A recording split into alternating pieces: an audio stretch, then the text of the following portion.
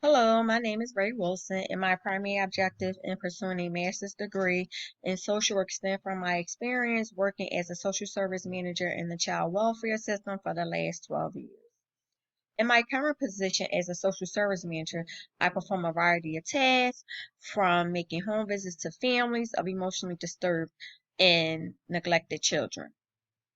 Attaining a degree will help me to better understand the history of systematic issues and my attempts to better understand the root cause and ultimately develop the necessary interventions that will stabilize our communities.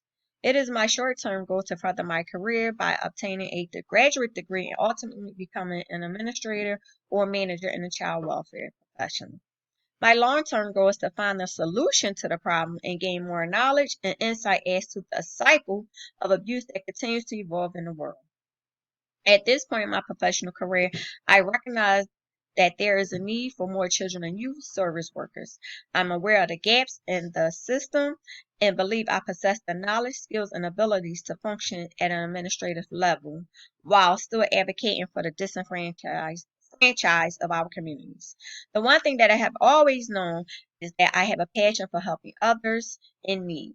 And this is the main reason why I decided to further my career and pursue a master's degree in social work.